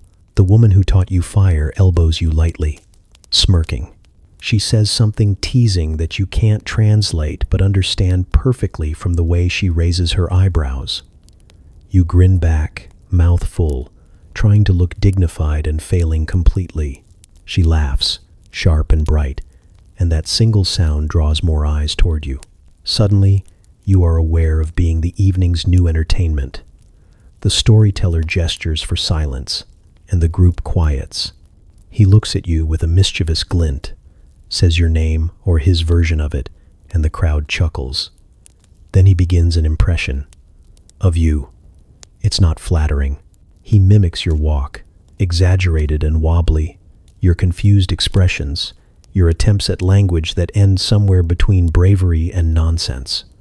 The audience howls with laughter, clutching their sides. Even the elders, who rarely show emotion, are smiling. You're mortified, but only a little, because it's true, and because they're laughing with you, not at you. It's the sound of affection disguised as mockery. When his act ends, they all look to you expectantly. Your instinct tells you to bow out gracefully, but your pride, or maybe survival instinct, has other ideas. So you stand, raise your bowl in a toast that no one understands, and launch into your own impression of yourself. You puff out your chest, widen your eyes dramatically, and stumble across the snow, muttering gibberish that vaguely sounds like their language if heard underwater. You mime tripping over invisible roots, point to the stars as if you've discovered them for the first time, and end by pretending to argue with a tree. It's absurd, theatrical, borderline unhinged. The first laugh comes from the woman beside the fire, then another, and then it spreads, fast and loud, rolling through the crowd like thunder breaking loose. Someone wipes tears from their eyes. A child imitates your imitation, falling over on purpose just to earn more laughter. The storyteller slaps his knee and says something that sounds approving. The fire pops and crackles, bright sparks leaping into the cold air, and for the first time, you don't feel like an outsider watching from the edges of someone else's life. You're in it, messy, ridiculous, human. They start to chant your name, or at least the closest thing they have for it, between bursts of laughter. You bow, mock serious, and nearly slip again, which earns a fresh round of applause. Someone hands you a drink that burns like pine and honey, and you drink it too fast.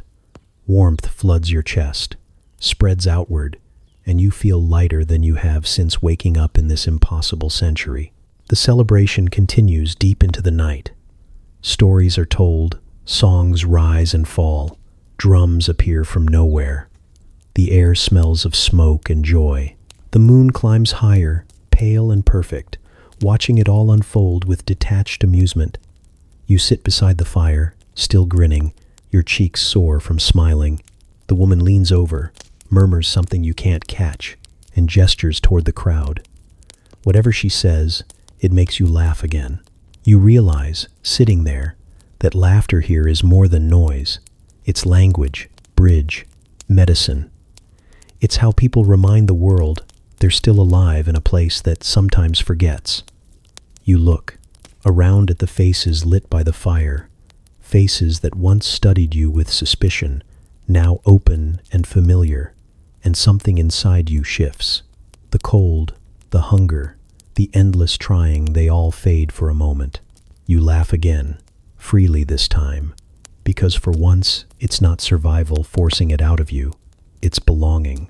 And in the middle of this frozen world, surrounded by fire and the echo of your own ridiculousness, that feels like the warmest thing you've ever known. You climb the ridge because someone has to, and because pretending you volunteered sounds nobler than admitting you were following curiosity uphill. The snow crunches beneath your boots, thin crust breaking with every step. The air up here feels different, older maybe, or just thinner. You stop once to catch your breath and watch the world spread below you. The river coiled like a silver thread, the forest stretching outward in every direction until it blurs into horizon. It's a view that should make you feel free, but instead, it makes you feel observed. There's something about the silence that doesn't quite behave like silence. It hums. You kneel near a cluster of stones half buried in frost and notice patterns, grooves too clean to be natural, shapes that hint at intention. You brush the snow away with numb fingers, revealing marks cut into the rock. Sharp, deliberate, patient. A tool was here. A hand guided it. Someone long before you stood in this same place and decided to carve permanence out of something that doesn't easily allow it. You call out instinctively, even though no one's close enough to hear. Your voice bounces off the ridge and returns to you, slightly altered, thinner, almost shy. It's unsettling how quickly the wind steals ownership of your words. You whisper just to test it again, and this time the echo sounds like laughter, a small, distant thing that might not even be there. You tell yourself it's the wind, though you don't quite believe it.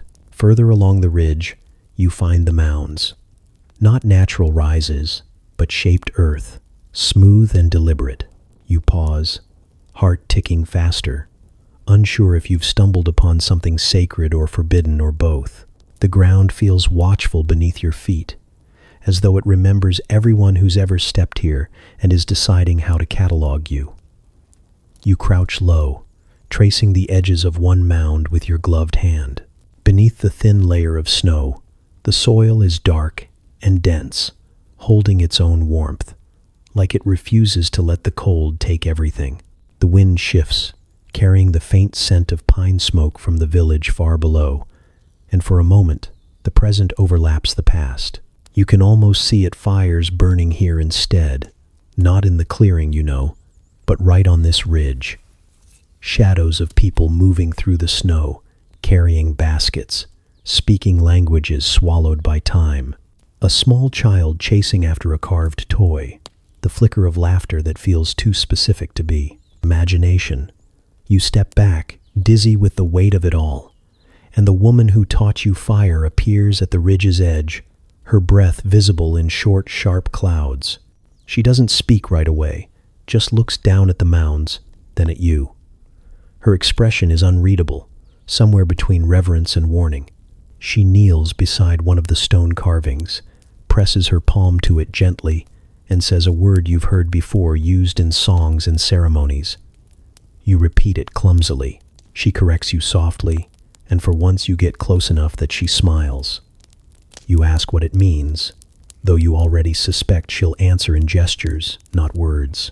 She taps her chest, then points to the ridge, the mounds, the horizon, and finally to the sky.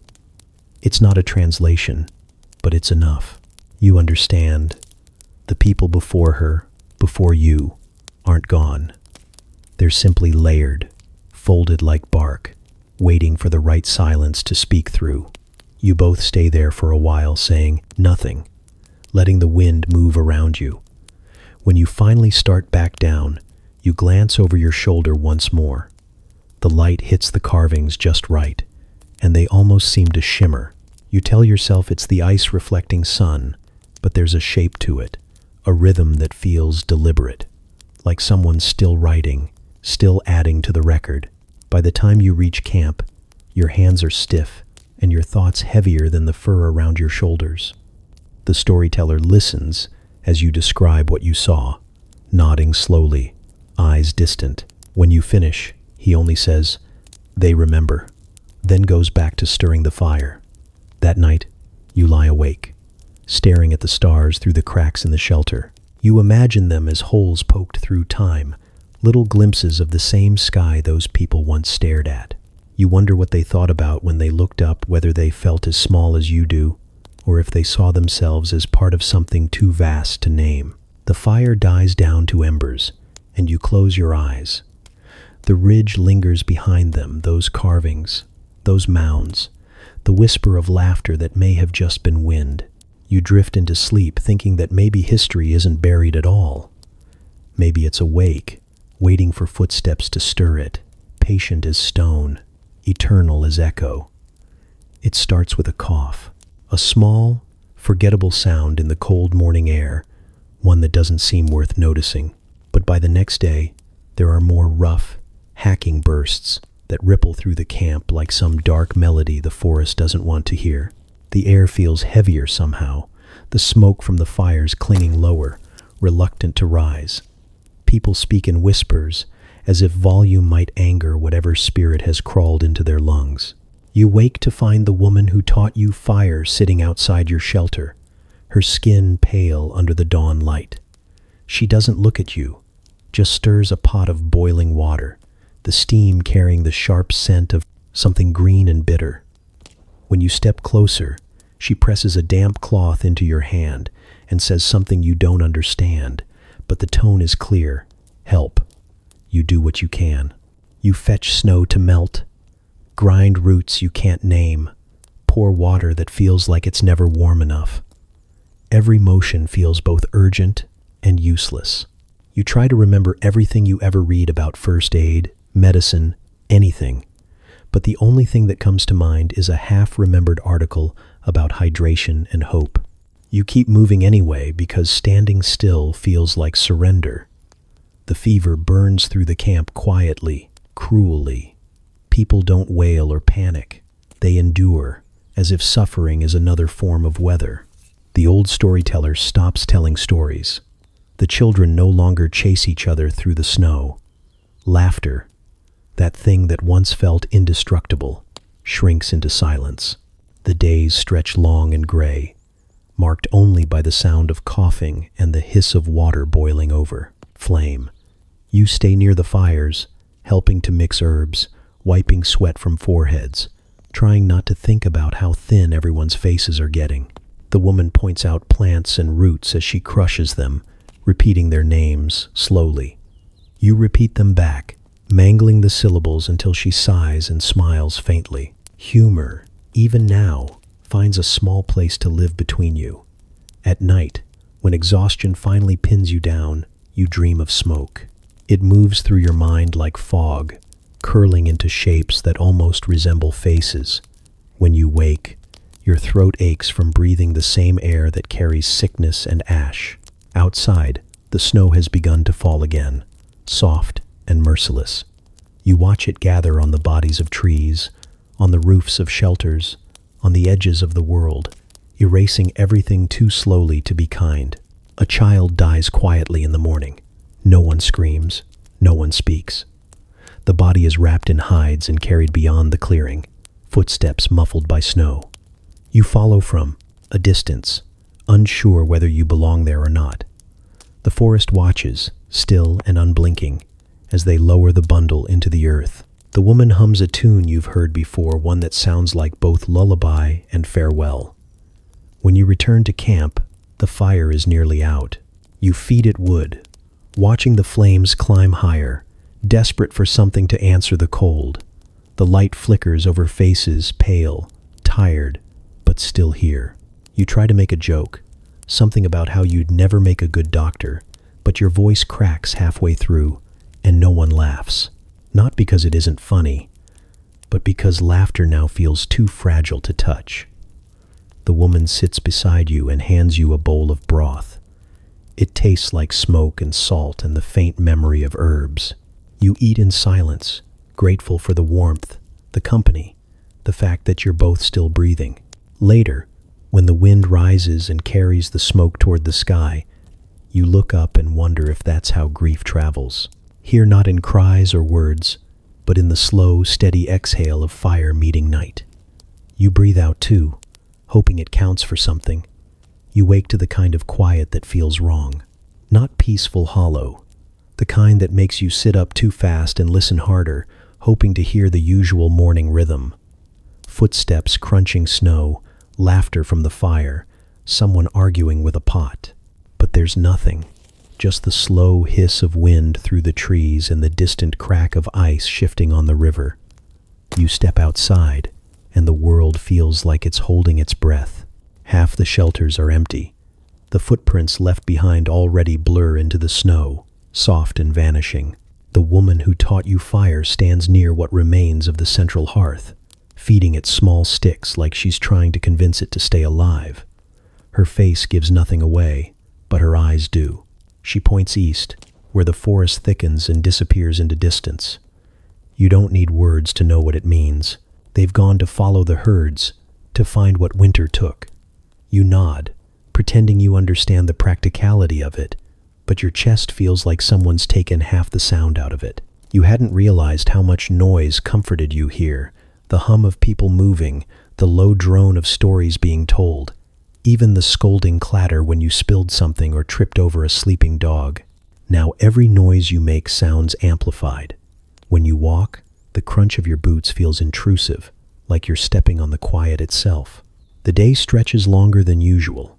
You gather wood, fix tools, help patch the hides over the shelters, but none of it feels real without the crowd of motion that used to fill every corner. The remaining few speak softly, as though trying not to disturb the emptiness left behind. When you laugh, once, at your own clumsy attempt to start the fire, the sound feels too bright for the air and dies quickly, embarrassed. By afternoon, the wind picks up. It whistles through the trees in a tone that sounds almost like language, and you find yourself answering out loud just to hear something human. You joke to no one. Tell the wind you'd trade your dignity for company, then immediately remember you might be in a century where the wind could take you up on that. When night comes, the cold deepens in a way that feels personal.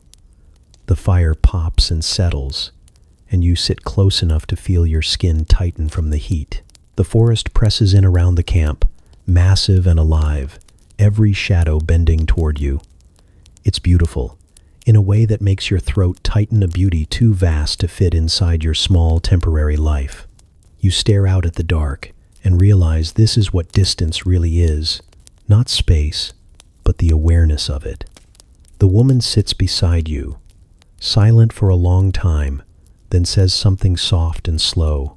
You catch one word: return. You nod, not sure if she means them or you. The fire flickers lower, the night leans closer, and you wrap yourself tighter in fur that still smells faintly of smoke and people who are no longer here. Before sleep takes you, you whisper something into the air. Not a prayer exactly, but a promise that when they come back, you'll have the fire waiting, no matter how long the distance tries to stretch. The flames answer with a crack, small and sure, and it's enough. For now, it's enough. The morning arrives without fanfare, gray, breathless, and cold enough to bite through memory. You wake to motion, people moving through the camp with quiet efficiency, bundling furs, tightening leather straps, folding what little can be carried. There's no panic, just purpose. Leaving, you realize, is something they've practiced their whole lives.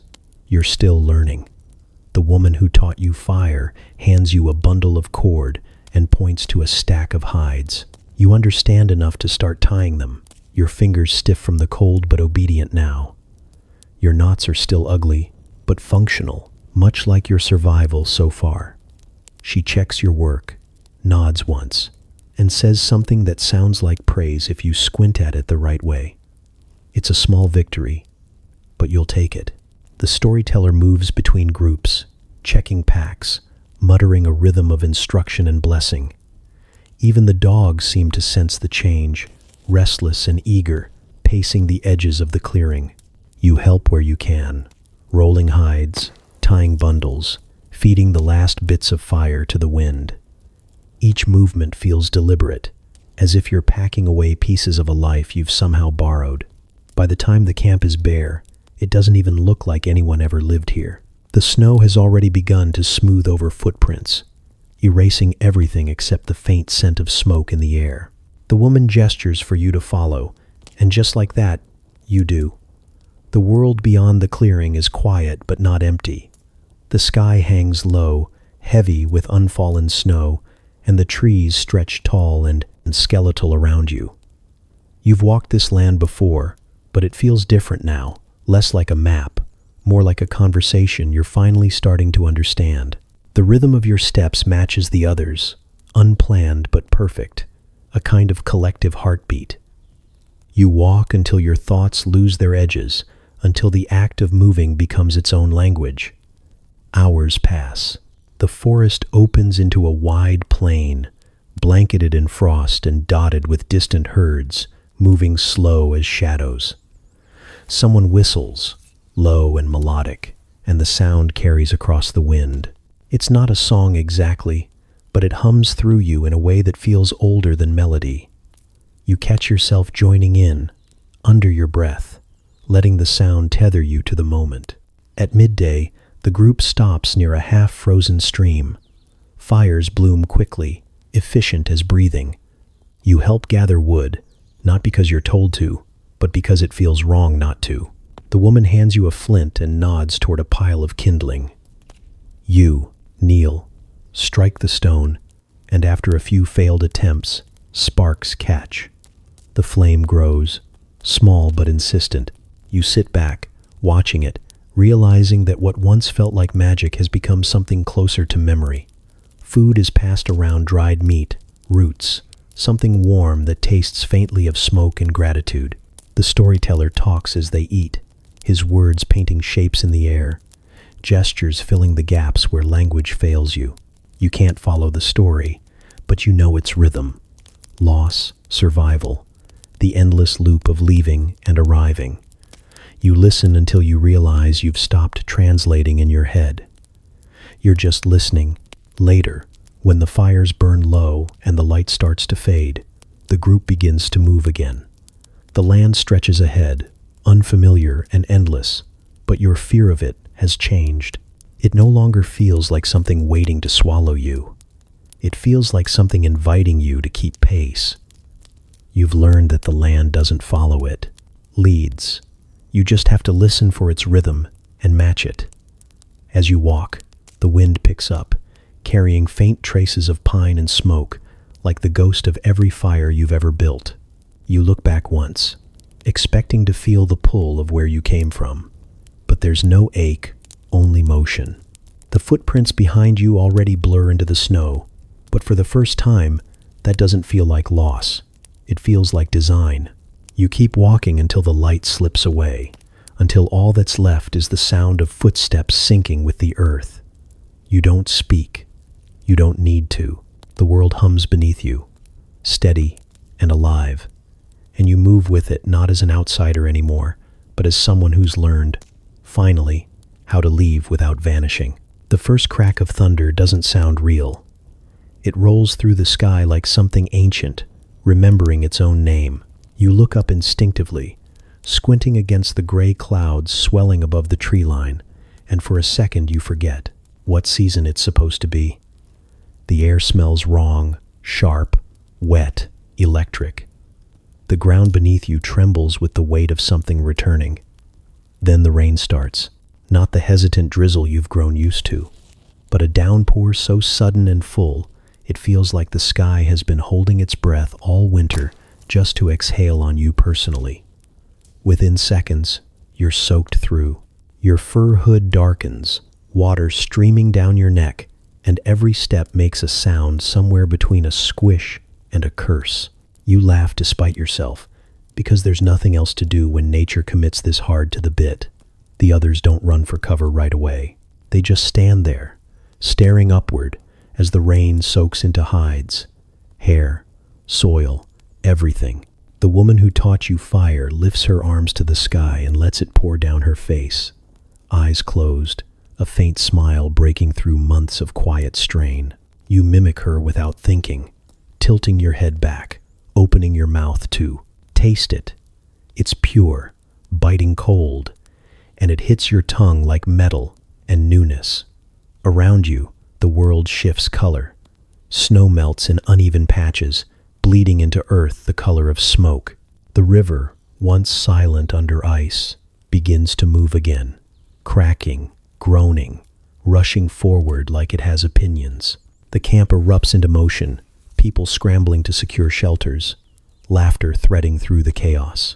You try to help tie down a hide flap, but the wind keeps stealing the rope from your hands like it's mocking your competence. The woman laughs at you, not unkindly, and snatches it back, her fingers working faster than the storm itself. Thunder growls again, closer this time, loud enough to vibrate in your chest. You flinch, then catch yourself, pretending you were only stretching. The storyteller notices, smirks, and says something that makes the children laugh. You can't translate it, but you're pretty sure it's at your expense. You bow dramatically, soaking wet, and that makes them laugh harder. For the first time in what feels like forever, the sound doesn't feel heavy. It feels earned. The rain softens just enough to move without drowning. You walk down to the river, or what's left of it now that the thaw has turned it into an impatient flood. The water is alive, churning, wild, dangerous, beautiful. You crouch near the edge, watching branches, leaves, and memories of winter all being carried away. The current seems to hum a rhythm, one you've started to recognize in everything here. The pulse of the land reawakening. When lightning flashes, it splits the sky open for a heartbeat, illuminating everything: the people, the animals, the endless breathing world around you. For that single instant, everything looks connected, like threads in a giant web of light. You almost feel like you could see where it all leads if you just looked hard enough. Then the light fades, and all that's left is the sound of rain again, steady and cleansing. You walk back to camp drenched, grinning like an idiot, your boots squelching with every step. The fire crackles under a crude shelter, smoke curling low under the dripping hides. The woman sits beside it, feeding it bits of dry moss she somehow kept hidden from the weather. She gestures for you to sit, and you do, dripping puddles onto the ground. She says something you don't quite catch, and you answer with the universal language of raised eyebrows and vague hope that you didn't just agree to anything serious. She laughs again, shaking her head. The warmth from the fire creeps back into your hands. Steam rises from your clothes, mingling with the rain that still falls in thin silver strands. You look around at the camp at faces shining with water and relief, and realize that everything here is moving again. The world isn't waking up gently, it's exploding back into life, and somehow you're part of it.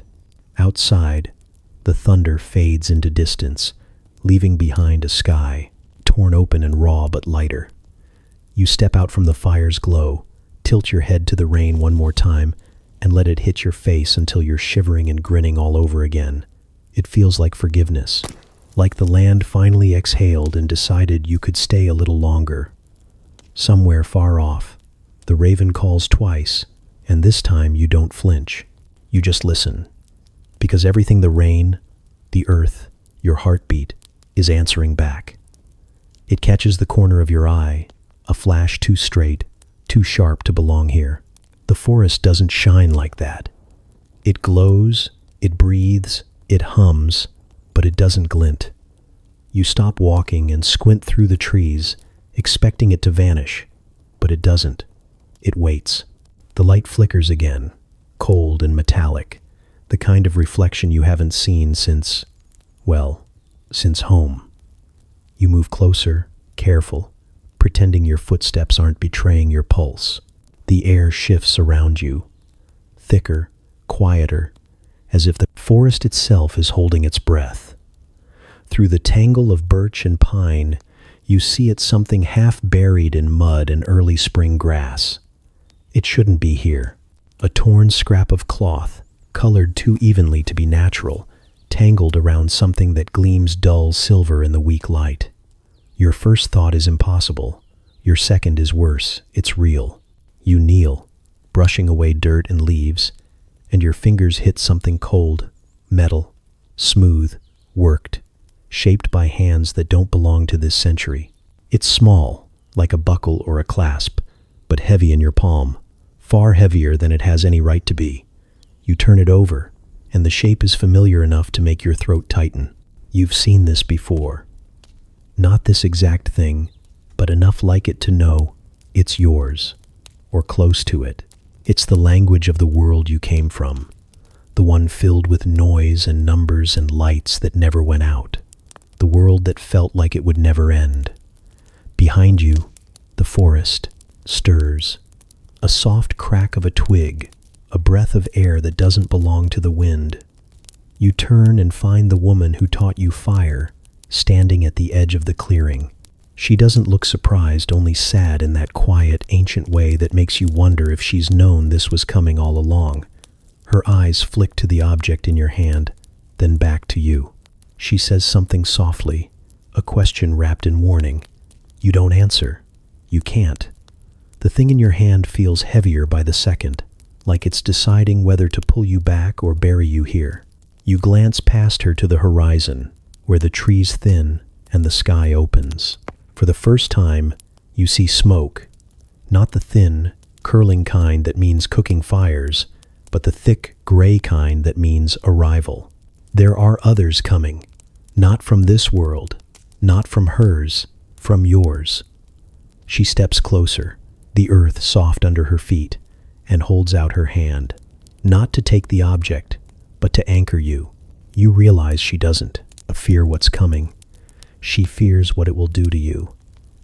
The wind shifts, carrying the faint sound of voices distant, sharp, unfamiliar. You can almost make out the rhythm of a language that tastes like home and hunger and everything you thought you missed. It's like hearing a ghost speak your name. You feel pulled in two directions at once by memory and by something older than it. The people who took you in are already gathering behind her, curious but cautious. They don't know yet what that smoke means, but you do. It's the sound of history sharpening its knives. You look down at the scrap in your hand one last time, then close your fingers around it until your skin creaks. It feels like holding the hinge between worlds. The woman's voice breaks through the wind again, calm, steady. You can't understand the words, but you don't need to. It's a question, maybe the only one that matters. You can go back to the world of iron and noise and endless, flashing light, to a life of comfort and forgetting. Or you can stay here, in the rhythm of rivers and fire, and people who taught you how to survive when you didn't deserve to. You realize you're not choosing between centuries, you're choosing between ways of being. The thunder from the storm hasn't fully left the sky. It rumbles low and distant as if waiting for your answer. You take a breath, taste rain and ash on your tongue, and feel the weight of both futures pressing against your ribs. You stand between them, one world approaching, one holding steady, and in the silence that follows, even the wind seems to listen. You stop keeping track of years because time here doesn't bother with counting. It moves like weather, sometimes slow, sometimes wild, sometimes both at once.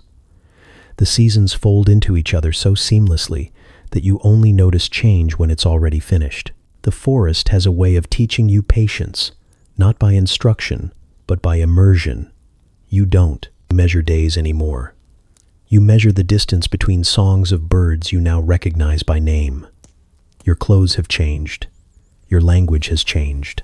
Even your name, that strange, clumsy thing from another world, has softened into something that belongs better on the wind. The people who once found you stumbling through their clearing call you something else now, a word that means the one who listens. You didn't earn it by speaking, but by finally learning when not to. The woman who taught you fire grows older, her hair streaked silver like smoke at dawn. Her hands are slower now, but her eyes still hold that same knowing light, the one that always made you feel like you were arriving somewhere sacred without realizing it. Sometimes you still sit by the river together, watching the water move as if it knows the way even when you don't. She doesn't need to tell you that everything returns to the river eventually. You've seen enough cycles to understand. The forest itself feels different now, not smaller, not tamer, but familiar, in the way family becomes familiar, through countless unspoken agreements. You walk its paths without thinking. You know where the deer cross, where the roots twist to trip the inattentive, where the air grows heavy before rain. The trees don't seem to watch you anymore. They simply include you. You've become part of the background noise, another breathing thing in the endless hum of the living world. Sometimes, in the space between bird calls and wind, you think you hear something else, an echo from far away, metallic and thin, like the ghost of a time when the world buzzed differently. It fades before you can follow it. You tell yourself it's nothing, but a small part of you knows it's the sound of the other world moving on without you. It feels strange not to miss it. You've built things with your hands now, bows, baskets, fire pits lined with stone. Each mark of effort feels honest, earned in a way the past never offered. You remember once holding a phone, scrolling through lives you never touched. Now you hold coals in your palms to light a fire and think, absurdly, that this feels like progress. The children of the village have grown up with your stories, half true and half invented, about stars that move on command and glass boxes that glow. They laugh at you, thinking you're teasing, and maybe you are. It's easier that way. You don't tell them that once you lived in a place where no one knew the sky's smell or the taste of rain. You keep that secret, not because it hurts, but because it doesn't fit anymore. Seasons pass again. The forest thickens, then thins, then grows wild all over.